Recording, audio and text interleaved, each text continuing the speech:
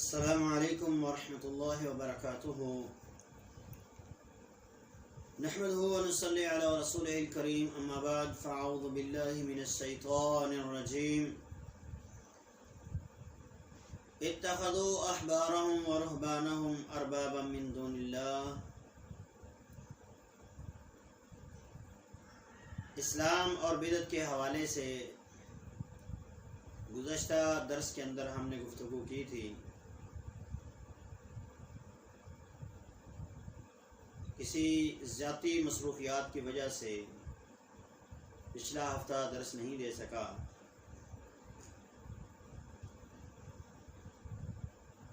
اسلام میں بدعت کب جنم لیتی ہے؟ جب اہل ایمان، اہل اسلام اپنے علماء کی بات کو بغیر دلیل قبول کر لیتے ہیں، اس وقت بدعت و خرافات جنم لینا شروع ہو جاتی ہیں۔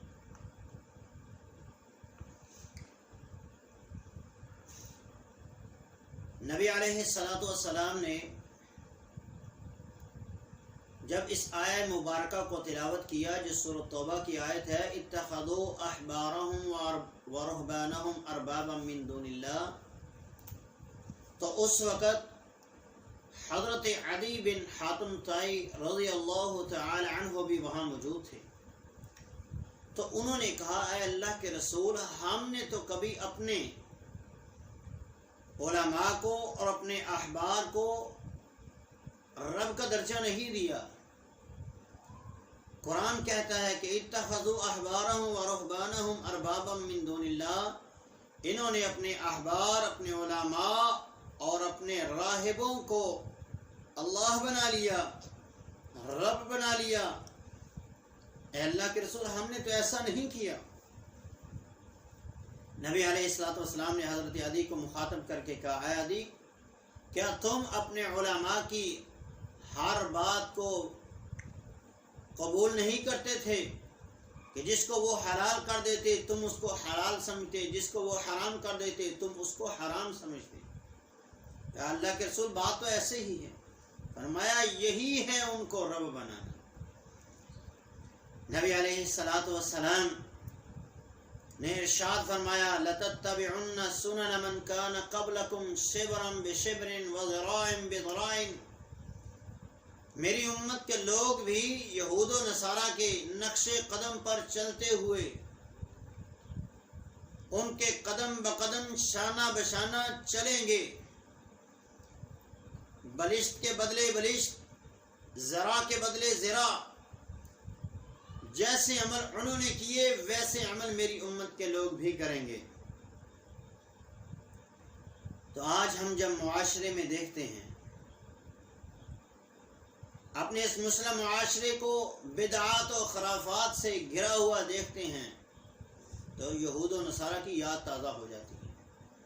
جس طرح یہود و نصارہ بدعات و خرافات کے اندر گر چکے تھے، آج امت مسلمہ بھی انہی قسم کا شکار ہو چکی ہے۔ نبی علیہ السلام کی ایک حدیث ہے جس کو آپ نے اس انداز میں بیان فرمایا، کہا، قرب قیامت ایک وقت ایسا آئے گا جب بدعات و خرافات اس قدر عام ہو جائیں گی کہ صاحب علم انسان بندے کو ملیں گے ہی نہیں، اور انسان فتویٰ لینے کے لیے، اپنے مسئلے کو پوچھنے کے لیے جاہل کے پاس جائے گا، اور جاہل انسان جو خود بھی گمراہ ہوگا وہ دوسروں کو بھی گمراہ کرے گا اور بغیر علم کے فتویٰ دے دے گا۔ اور بغیر علم کے فتویٰ دینا، اللہ نے اسے قرآن مجید میں ظالم قرار دیا ہے۔ ظالم، ظلم کرنے والے انسان قیامت کے دن کامیاب نہیں ہوں گے، ناکام، ذلیل و رسوا ہو جائیں گے۔ اس لیے علم کے ساتھ زندہ رہیں، دلیل کے ساتھ زندہ رہیں۔ آپ جو عمل اختیار کر رہے ہیں اس عمل کو دلیل کے ساتھ لیجئے۔ آپ اللہ کے قرآن سے، نبی علیہ السلام کے فرمان سے دیکھیں کہ اگر وہ عالم، آپ کا وہ مفتی، آپ کا وہ عالم آپ کو اللہ کے قرآن کی آیت پڑھ کے سناتا ہے یا نبی علیہ السلام کا فرمان پڑھ کے سناتا ہے، تو آپ اس کو مان لیجیے۔ اور اگر وہ آپ کو اللہ کے قرآن اور نبی علیہ الصلوۃ والسلام کے فرمان سے نہیں دلیل دیتا تو آپ اس کی بات کو ترک کر دیں، چاہے وہ کتنا بڑا ہی محدث کیوں نہ ہو، کتنا بڑا عالم کیوں نہ ہو، اور کتنا بڑا اس کا مقام و مرتبہ ہی کیوں نہ ہو۔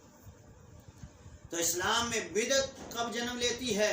جب مومن مسلمان اپنے علماء کی بات کو بغیر دلیل قبول کر لیتے ہیں تو بدعت و خرافات کا دروازہ کھل جاتا ہے، اور ہر بندہ اپنی مرضی سے اور اپنی منشا کے مطابق عمل کرتا ہے، اور جن کی دین اسلام نے اسے اجازت ہی نہیں دی ہوتی۔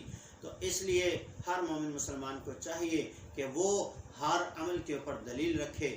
وہ نماز پڑھتا ہے تو نماز کی دلیل ہونی چاہیے، وہ دعا کرتا ہے تو اس کے پاس دعا کی دلیل ہونی چاہیے، کب کرنی ہے کب نہیں کرنی، ہر عمل کی اس کے پاس دلیل ہونی چاہیے۔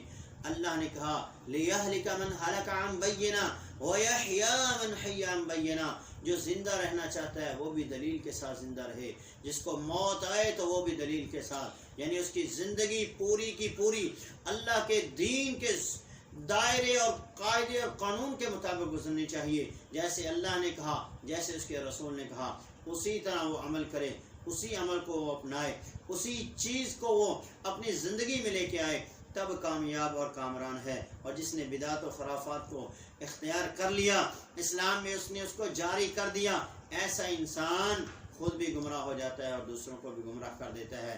اللہ تعالی ہمیں سچے اور سچے دین اسلام کی سمجھ عطا فرمائے، اور اس کے مطابق اللہ ہمیں زندگی گزارنے کی توفیق عطا فرمائے۔